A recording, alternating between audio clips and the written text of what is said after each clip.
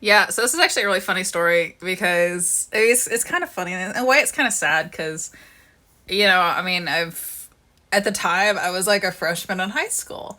So I didn't know what an abortion was. I just knew it from church because I grew up Catholic that God doesn't make junk and you should not get an abortion because God put that baby on earth or something. The typical forced birth or bullshit. Like, you know what I'm trying to say. Like, and she was Catholic too. And like, I wasn't really into it, but like, at that age, it's kind of like your parents. You don't really have a lot of like free thought with religion.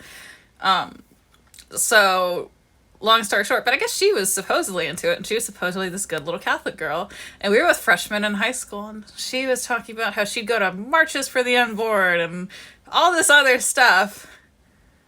And I would just be like, cool, good for you, dude. Like, it sounds like you had a nice weekend. So, like, what do you think about Casey, the senior the senior on Quiz Bowl with me? Should I, like, ask him out? I totally asked him out and got flat out rejected. But he was really nice about it, in case you're wondering.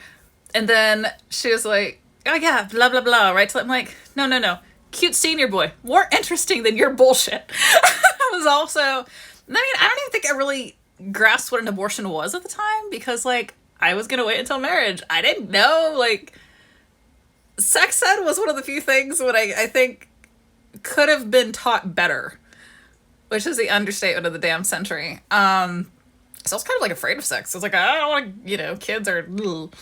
Like, I didn't even like kids at that point. I like them now, but I'm an only child. Like, my only experiences with kids to that point had been very negative, which is another story for another day. So, like, abortion, I was just like, I'm just gonna close my legs, and by the time we get married, I'll figure out sex. Because that's, like, how teenagers think. They think, they don't, like, process things like we do, right?